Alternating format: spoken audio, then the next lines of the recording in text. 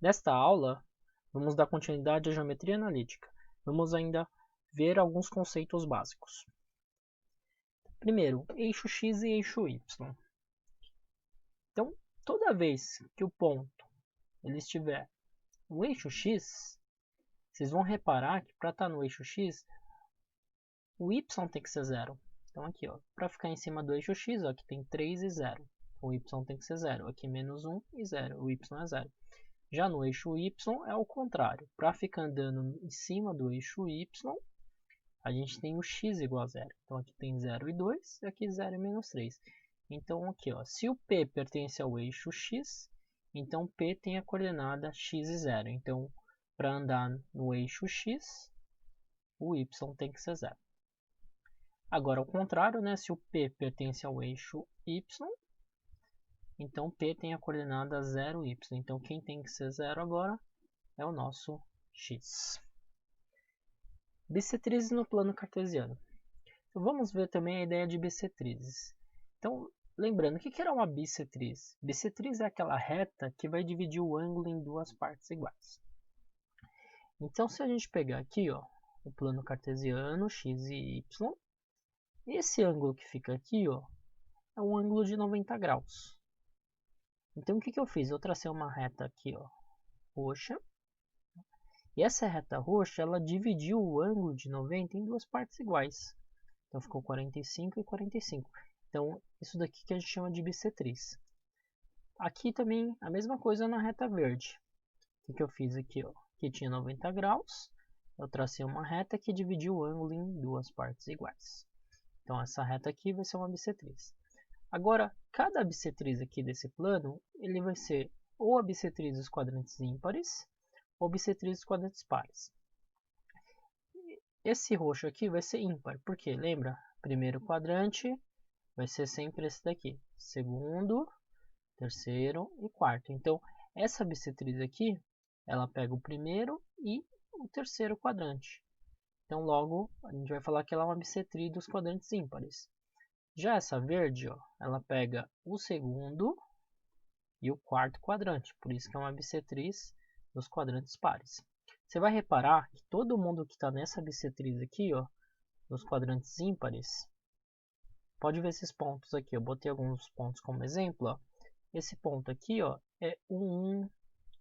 Aqui é 3, 3. Menos 1, menos 1 e menos 3, menos 3.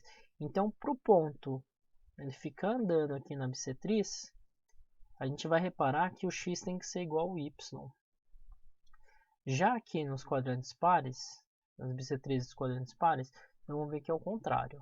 Aqui é menos 3 e 3. Aqui é menos 1 e 1. Aqui é 1 e menos 1. Aqui o x é 3, y é menos 3.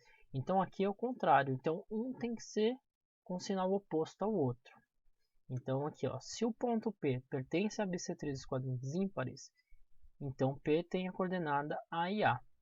Então, quando ele está aqui em cima dessa azul, que é a ímpar, eu posso falar que o x e o y são iguais. Agora, aqui, se o P pertence à bissetriz dos quadrantes pares, então P tem a coordenada A e menos A. Então, quando eu coloquei esse menos aqui do lado do A, significa que os sinais são opostos.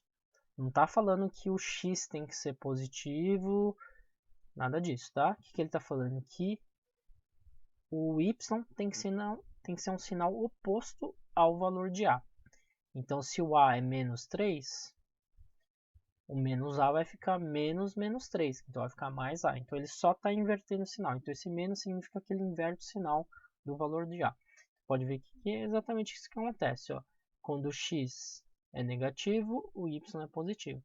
Aqui é o contrário. Quando o x é positivo, o y é negativo. Então, ele só está invertendo o sinal. Então, essa é a ideia de bissetriz no plano cartesiano. Agora, vamos primeiro revisar um conceito aqui de simetria. Então, simetria, toda simetria, ele precisa ter um eixo. Então, se a gente imaginar aqui essa borboleta eu posso falar que ela é simétrica em relação a esse eixo vermelho aqui. Então, se eu dobrar em cima do eixo vermelho, ela vai sobrepor. Então, esse lado direito vai sobrepor o lado esquerdo perfeitamente. Então, eu posso falar que essa figura é simétrica. O nosso rosto, ele é quase simétrico, tá? Então, o nosso rosto não é simétrico, mas se eu pensar num eixo, um eixo vertical no nosso rosto, então eu vou falar que o nosso rosto é quase uma figura simétrica. Então, assim, é claro, tem uma porcentagem, assim, mais ou menos 85%, umas pessoas são mais simétricas que outras, mas essa borboleta aqui, ela é totalmente simétrica, então a ideia de simetria é essa daqui, ó. Quando a gente dobra em cima de um ponto simétrico, de um eixo simétrico, as figuras têm que sobrepor perfeitamente. Então, aqui eu tenho um vertical, pode ser uma horizontal aqui, então nessa figura aqui o eixo é horizontal, então o eixo de simetria. Então se eu dobrar exatamente na linha vermelha, a parte de cima vai sobrepor a parte de baixo perfeitamente. E pode ser uma diagonal aqui. Então, pegando esse quadrado, se eu traçar aqui um eixo de simetria na diagonal, então se eu pegar essa ponta aqui e dobrar em cima do eixo vermelho, ela vai sobrepor perfeitamente, porque essa figura é simétrica. Mas essa figura aqui, o quadrado, por exemplo, é simétrico em relação também aqui, ó, eu posso traçar uma vertical, uma horizontal e uma outra diagonal aqui. Essa figura também, ó. Se eu traçasse um eixo de simetria aqui na vertical, se eu dobrar ali também vai ser simétrico. Então, pontos simétricos. Então, primeiro aqui, ó, vamos ver então a simetria em relação ao eixo x. Se eu pegar aqui um ponto 3 e 6. Então, partindo desse ponto 3, x é 3 e y 6. Agora eu quero saber em relação a simétrico ao eixo x. Então, é em relação a esse eixo x. Então, para achar a simetria, se eu dobrasse aqui em cima do eixo x, ele ia o quê? Ele ia rebater exatamente aqui embaixo. Então, pode ver que aqui era 3 e 6, aqui é 3 e menos 6. Então, o que aconteceu aqui? Ó? Você pode ver que o valor do x ele permaneceu igual. O que mudou? O y. Então, se um era 6, o outro virou menos 6 para poder rebater lá embaixo. Então, é isso que eu falo aqui. Ó. Em relação ao eixo x, eu posso falar que o simétrico de x e y é x e o outro tem que ser menos y. Então, o sinal tem que inverter aqui do y. O x permanece igual, mas o y inverte. Agora, se eu falar em relação ao eixo y, ó, o eixo y, se eu dobrasse aqui em cima do eixo y, esse ponto aqui, ele ia rebater exatamente aqui, ó. A simetria dele ia ser aqui. Então aqui eu tenho, ó, pode ver que o y continua igual, mas quem mudou? O x. O x era 3, para vir para esse lado ele ficou menos 3. Então aqui quem mudou foi o x. Então aqui era x e y, aqui ficou menos x e menos y. Então em relação ao eixo y, eu vou falar que é menos x e y. Então o que mudou? Só o sinal do x. Agora em relação à origem do plano. A origem do plano é esse ponto azul aqui. Então se eu estou aqui, ó, se eu pensar em uma linha aqui, ó, para achar a simetria dele, então a simetria dele vai pegar exatamente desse lado. Então se eu dobrasse pensando nesse ponto aqui e pensando em rebater para o outro lado, então a simetria ficaria aqui, ó, menos 3 e menos 6. Então, em relação à origem, aqui era 3 e 6, aqui inverteu o sinal dos dois. Então, ficou menos 3 e menos 6. Por isso que quando aqui é x e y, aqui vai ficar menos x e menos y. Então, em relação à origem, inverte o sinal dos dois. Agora, em relação à bissetriz dos quadrantes ímpares. Então, aqui tem a linha vermelha, quadrante ímpar. Agora, tenho 3 e 6. Para rebater, se eu dobrasse aqui, ó, essa folha aqui, ó, imagine uma folha dobrando. Se ele for rebater, ele vai rebater desse lado aqui, ó. Então, o que aconteceu? Aqui era 3 e 6, aqui ficou 6 e 3. Então, eu inverti o x com y. Então, aqui era 3, x era 3, y era 6, aqui ficou inverso. Então, o y virou x e o x virou y. Então, em relação aos quadrantes ímpares, você sempre vai inverter aqui. Agora, em relação aos quadrantes pares, imagina aqui, né, a linha verde aqui, é bissetriz dos quadrantes pares. Então, você tem esse ponto aqui, 3 e 6. Então, se você dobrasse e refletisse esse ponto aqui, ele ia sobrepor exatamente no menos 6 e menos 3.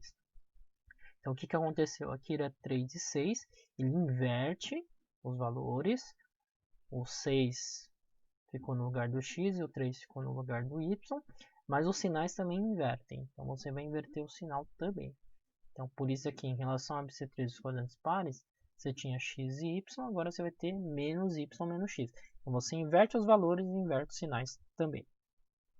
Vamos fazer um exemplo aqui, só para fixar alguma ideia aqui de bissextris dos quadrantes ímpares e pares. Então, dados os pontos A menos 3 e 5, e B 4 e 2B, determine A e B, sabendo que os pontos A e B pertencem respectivamente às bissextris dos quadrantes ímpares e pares.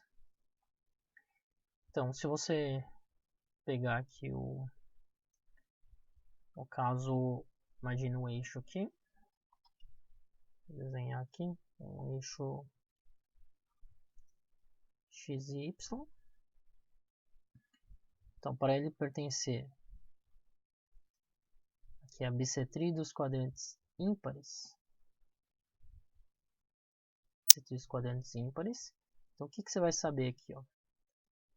Lembra que a gente viu que para ficar em cima dos quadrantes ímpares, os valores são iguais. Então eu posso falar se aqui é K, aqui também é K. No exemplo, na teoria eu falei A e A. Tá? Só para não confundir com esse A, vamos botar outra letra aqui, então eu sei que eles são iguais. Agora, se a gente colocar aqui a bissextris dos quadrantes pares, então a gente vai ter o quê? Aqui só vai mudar o sinal. Então, um é positivo, o outro é negativo. Então, sempre inverte o sinal. Então, se um é K, o outro a gente pode falar que é menos K. Então, a partir dessa premissa, a gente vai então resolver o exercício. Então, se a gente pegar aqui o ponto A, que é A menos 3 e 5, ele falou respectivamente tem que estar nos quadrantes ímpares e pares. Então, esse daqui vai ser do ímpar. Então, quadrante ímpar. Então, se está no quadrante ímpar, a gente sabe que é o vermelho. Então, eu sei que se isso daqui for K, isso daqui também é K. Então, eu sei que eles são iguais. Então, o que você vai fazer? Igualar.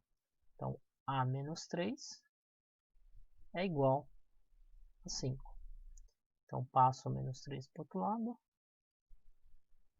A é igual a 8.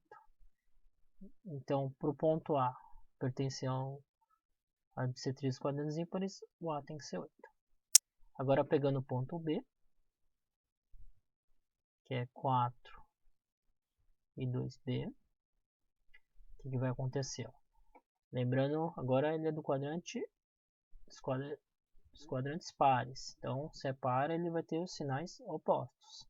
Então, se um for K, o outro vai ter que ser menos K. Então, o que eu posso afirmar? Que o 2B,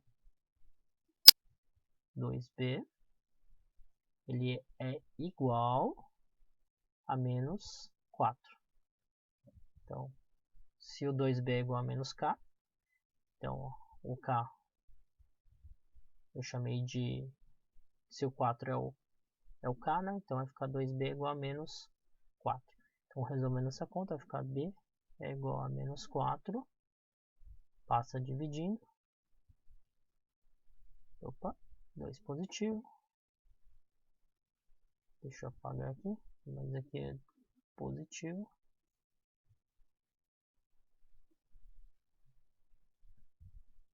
Então, a gente vai ter aqui sobre 2. Então, B é igual a menos 2.